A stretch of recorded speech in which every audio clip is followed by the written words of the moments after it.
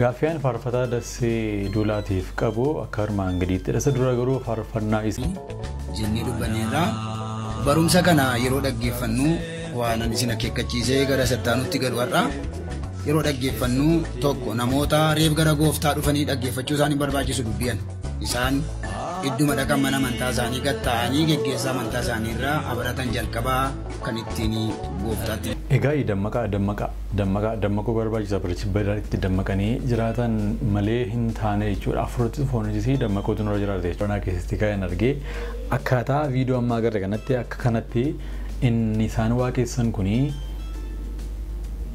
akka kootti gaaffiinatti uumee jira jechuudha. Gaaffiinatti uumee jira. Kanaaf iyyuu madda isaa akkaataa waaqeffata isaa hiika isaa eessaa akka dhufe akkamitti hiikaa akkamiimmoo akka kennu. Gaaf jaalalli waaqayyoo bakka jirtan hundumaatti isiniif haa baay'atu kun YouTube channel Boonsaa Addisuu Guuteetii haaraa yoo taatan subscribe gochuudhaan maatii keenyatti dabalama viidiyoowwan nuti yeroo yerootti gadhiisnu dafanii akka isin ga'aniifis mallattoo bilbilaa gochuu hin dagatinaa. Har'as viidiyoo reakshinii kan biraatiin deebinee dhufnee jirra hordoftoota kabajamtoota keenya. Waan hordoftaniif waan nu jajjabeessaa jirtanii fi laayikii, koomentii, sheerii, sabskiraayibii waan gootanii fi hiriyoota keessanii fi wanta sheer gootanii fi baay'ee guddaa isin galateeffannaa jajjabina isin laattan irratti hundoofnee viidiyoo haaraa garaagaraa hojjechaa jirra. Waan nu wajjiniin jirtanii fi baay'ee isin galateeffachuu barbaanna. Galatoomaa isiniin jechuun barbaada. Har'as viidiyoo reakshinii kan biraatiin dhufnee jirra. Viidiyoo reakshinii keenya irraa keessatti gaaffii ani faarfata dassee duulaatiif qabu kan biraan immoo ergaa baay'ee dinqii ta'ee karaa luba Tafarii gidduu kana sooshaal miidiyaa irratti darbaa jiru isiniif dhiyeessuu barbaanna. Kan biraan gaaffii guddaa tokko gaaffii anatti waanta ta'e akkasumas immoo naannoo Booranaaf Gujii keessatti akkaataa faarfannaa shubbisaa jechuu dandeenya. Akkaataatti isaan worship godhanii faarfatanii viidiyoo tokko irratti hundaa'een gaaffii ofii kootii ana bakka bu'u namoota naaf deebisuu danda'anii fi dhiyeessuun barbaadaa jechuudha. Haga xumura sagantaa keenyaatti nu waliin turaan affeerraa keenya jaalalaatti. Jalqaba irratti garuu gaaffii macaafa qulqulluu beekumsa waliigalaatiif ta'uun isiniif dhiyeessaa. Gaaffii kana deebisaa comment section irratti barreessuu hin dagatinaa. Gaaffichis akkas jedha. Namni gaaffii kana deebise badhaasa ni argata. Gooftaa Yesuus magaalaa kamitti dhalate jedha. Gaaffii isaa irraan deebi'aa Gooftaa Yesuus magaalaa kamitti dhalate. Gaaffiyaan faarfataa dassee duulaatiif qabu akka armaan gadiitti dhasa dura garuu faarfannaa isaa ajaa'iba waggaa 2 dura hojjetame gidduu kana TikTok irratti akka malee dhaggeeffatamaa jiru tokko waliin dhaggeeffannaa. Silaalee cubbamaa dubartiisa fudhatu malee qulqulluu cubbamaa fimbatu anjoo adarbu. Seerri jaalala kee garaa koona nyaata yaadaan adeemsisaa na fuudhee qalbii. Faarfannaa ajaa'ibaa jeegaa faarfannaa baay'ee namatti tola dhugaa dubbachuudhaa fi noormaali faarfataa dassee ani I think magaalaa Naqamteetti waan beekuun itti fakkaata. Magaalaa Naqamteetti kanaan dura waggaa 5-6 dura achitti waan arginu itti fakkaata. Utuu inni tajaajilu jechuudha. Yeroo faarfannaan isaa yeroo baay'ee waa'ee Yesuus irratti kan xiyyeeffatuuf waa'ee fayyinaa irratti kan xiyyeeffatu waa'ee dhiigaa gooftaa keenya Yesuus Kiristoos fayyina humna dhiigaa gooftaa keenya Yesuus Kiristoos irratti kan xiyyeeffatu baay'ee kan nama tuqanidha. Macaafa qulqulluutti hundaa'edha faarsaa kan inni faarfatu akka dhuunfaatti baay'ee isa dinqisiifachuu barbaada. Gaaffii ani isaaf qabus akka armaan gadiittidha. Faarfannaa ati kanaan dura baase irratti baay'ee si dinqisiifachaa. Ammas immoo faarfannaa haaraa baay'ee barbaanna. Faarfannaa ittiin Yesuusiin waaqeffannu, faarfannaa ittiin mootummaa bara baraa ittiin labsinu baay'ee sirraa eegnaa jechuudha. Faarfannaa kana yoo nuuf gadhiiftaa faarfannaa nuti ittiin gooftaa Yesuus Kiristoosiin jajachuu barbaannu, jajannu, ittiin waaqeffannu. Kan keessi keenya lapheen keenya dhangala'ee ittiin waaqayyoo waaqeffatu kana dura baay'ee sirraa argannee faarfannaan kunis baay'ee ajaa'ibaadha jechuudha.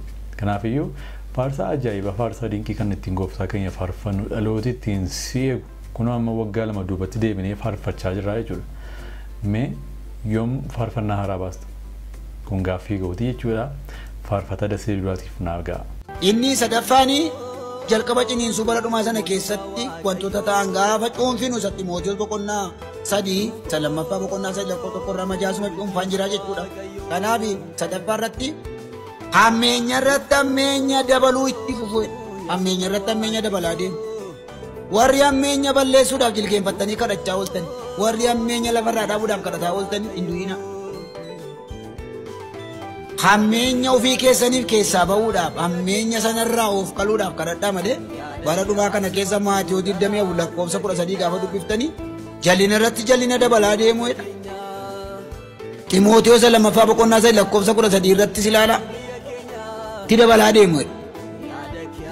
Baricha keessatti egaa nama dhiphisa kun jireenya hawaasummaa mancaasa kun hammeenya irratti hammeenyi gisee dabalamaa deemu. Namni dur yoo rukutee nama ajjeese iddoo sanaa fiigee baqatee bade wareeree biyyaa ba'a. Amma garuu ajjeesuutti quufuu dadhabee bira dhaabatee qubarraa kentisa. Bira dhaabatee gurrarraa mura. Du'ee hoo maal godhu? Itti quufuu dadhabee. Du'ee hoo maal isaa miillarraa muramu? Maaliif yoo jettanii itti quufuu dadhabee ajjeesu? Warri kaan immoo gaasiitti rafarrafanii gubu. Warri kaan immoo akka nama muka qiqqiritu bira dhaabatanii qiqqiritu ajjeesanii. Maaliif yoo jettan kuni ajjeesuutti quufuu bara dadhabe keessa jira jechuudha jalina dabalanii. Agartuu. Kanaaf amma bara dhumaa sana keessa jaalalli hin qabbanaa kan jedhu waggaa 15 fa'aa 20 fa'aa dura malee hin qabbanaa miti amma hin baduurra jira malee qabbanaa urra jira. Qabbanaa jechuun xinnoo yoo abidda jala kaa'anii yookiin immoo yoo waa ittoo isan hin kaa'aa jechuudha. Kanaaf hin qabbanaa jechuun ta'in bara keenya hin bade gara jiretti dhumu. Maaliif jettanii durii abbaan manaa yoo du'e haati manaa siree isaa gadi gombiftee barcuma isaa gadi gombiftee hanqaaqsee isaa gadi gombiftee yookiin mana abbaa isaatti yookiin immoo mana abbaa isheetti galtee teessi mucaa tokko qabdi yoo ta'es fudhattee gadditee abbaan manaa ishee qarree irraa du'uun gadditee deebitee teessi heeruma dhiiste. Jaarsoliitu dhaqee maalii jedhee waggaa 2 booddee waggaa 3 booddee maaliin du'e waaqa fudhate hoo ati immoo dabartee heerumtee ijoollee kanaafis yaadi malee ofii keefis yaadi malee jedhaniiti jaarsummaatti ba'anii waggaa 2-3 booddee erga isheen irraanfatte heerumsiisu. Amma garuu gaafuma waashaa barbaadataa waan deemtu natti fakkaata. Ani wayyoo ya gooftaa koo wayyoo ya gooftaa godhaa deemti sun ta'ini eewuttan heerumaa waan jedhaa deemtu natti fakkaata. Maaliifi abbaan manaa du'ee gaafa 7-3 duree heerumte waan ta'eef jaalalli hin qabbanaa etuun ta'in hin bade. Warrumti mana keessa jiraachaa jiraniyyuu jiraachaa jiru natti hin fakkaatu jaalalaan. Kanaafi jaalalatu qabbanaa'edha. Maaliif qabbanaa'u jettan namootatu jallina irratti jallina dabalaa gatii deemuu fi jalqaba ciniinsuuti. Baroota dhumaa sana keessatti. Inni arfaffaani miirri bara dargaggumaa.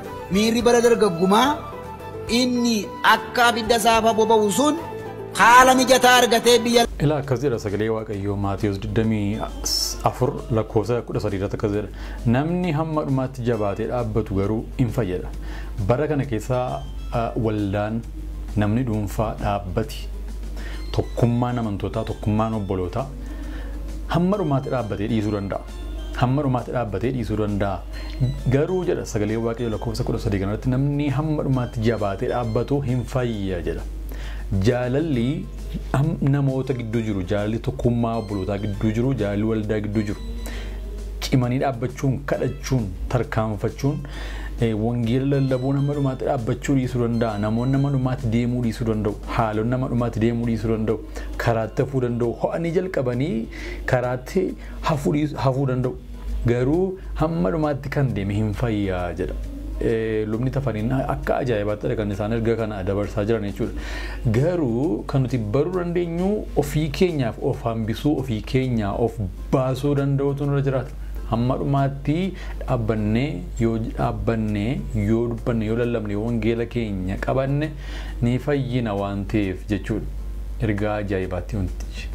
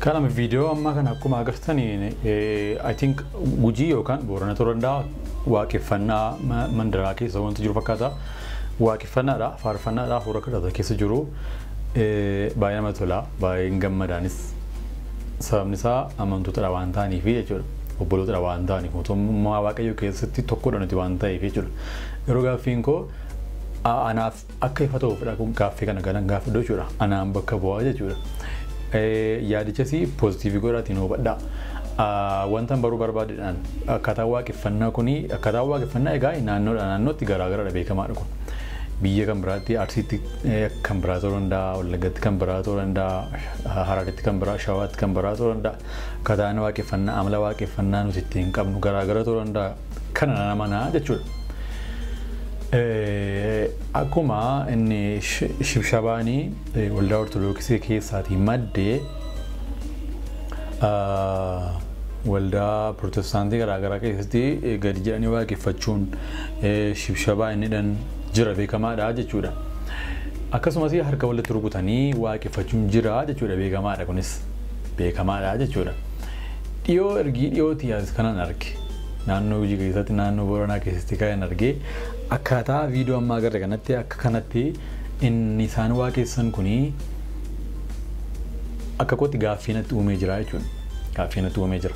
Kanaaf iyyuu madda isaa akkaataa waaqeffata isaa hiika isaa eessaa akka dhufe akkamitti hiikaa kamiimmoo akka kennu maaliin immoo akka waaqeffatamaa jiru hafuura akkamiitiin akka ta'e namni isinii gale yoo jiraate comment section irratti naa ka'a yookaan bifa viidiyootiinis namoonni deebisuu dandeessan ibsatti laachuu namoonni dandeessanii telegram irratti @boonsaa addisuu guutee jedhaatiiti viidiyoodhaan deebisuu barbaadan achirratti naa ergaa yookaan miiseejii gabaabaatiinis teekst gochuu dandeessu jira inbox section keessatti jira yookaan comment section irratti naa barreessa namoonni wanti kun isiniif yookaan isinii gale yookaan gujiirraa yookaan booranarraa warri viidiyoo kana agarsiisanis naa barreessa hubachuu barbaade waan ta'eef jechuudha galatooma. Nagaan hunduma keessanii baata. Itti fufuudhaanii akkuma yeroo darbe dubbannee akeekkachiisa bara dhumaa keessatti baqadhuudhaa fi akkasumas immoo garatti gortu beeki kan jedhu ilaalaa turre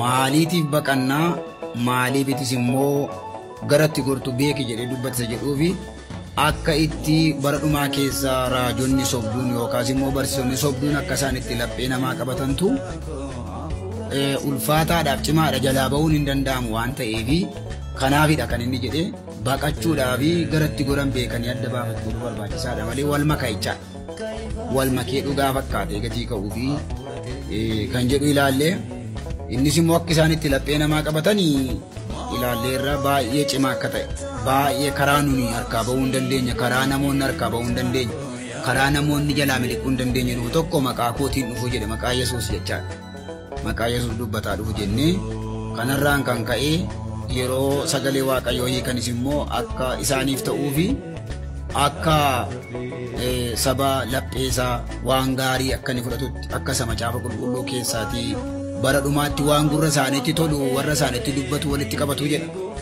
waan gurra isaaniitti tolu walitti qabatu gatii jedhuu fi isa kanarraan kan ka'e waan namatti tolu immoo namni hin jibbu waan ta'eef akka inni miidhu beeku kanaaf itti adeemaa jechaadha lammaffaa sadaffaa irratti immoo hin odeessu dhuga ba'iinsa biyya hin jirre siisteema biyya hin jirre mul'ata biyya hin jirre dubbatu kanaaf isa kanarraan kan ka'e namni harkaa ba'uu hin danda'u jennee hin sodaachisu jedhuti ilaalleerraa akkasumas immoo jaalala sobaatiin walitti dhiyeenya sobaatiin dhiyaatu akkasumas immoo baay'ee warra ija jabeeyyiidha dubbachuudhaa fi jennee dubbanneerraa barumsa kana yeroo dhaggeeffannu waan ani isin akeekkachiisee gara sattaanutti galu har'a yeroo dhaggeeffannu tokko namoota reef gara gooftaa dhufanii dhaggeeffachuu isaanii barbaachisu dubbiyan isaan idduma dhaqan mana amantaa isaanii gad ta'anii geggeessaa amantaa isaanii irraa abaratan jalqabaa kan ittiin gooftaatti. Egaa dammaquu barbaachisa barichi dammaqanii jiraatan malee hin taane jechuudha. Afuritti foonitti dammaquutu nurra jiraata jechuudha.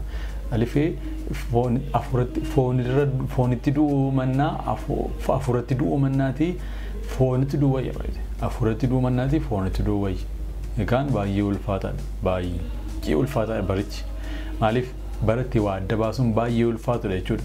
Waldaa keessatti, maatii keessatti, hawaasa keessatti, doojii keessatti, hiriyoota keessatti haalota adda baasanii deddeebi'uun baratti baay'ee ulfaatadha jechuudha. Sagalee Waaqayyoo akkas jedha. Tokkoffaa gara warra Tasaloniqee boqonnaa 5 lakkoofsa 6. Egaa akkas jedha. Egaa kottaa hin dammaqnaa. Egaa kottaa hin dammaqna of hin qabnas malee akka warra kaanii rafuu hin dhiisna jedha. Warri rafan halkan hin rafu, warri machaanis halkan hin machaa'u, nuyi garuu warra guyyaa erga taane of hin qabnaa addaa sibiilaa isa kan amantiif jaalalaa hin uffannaa abdii fayyinaas akka gonfoo sibiilaa mataatti hin kaa'anna jedha. Egaa kottaa hin dammaqnaa of hin qabnaa akka warra kaanii rafuus hin dhiifnaa jedha.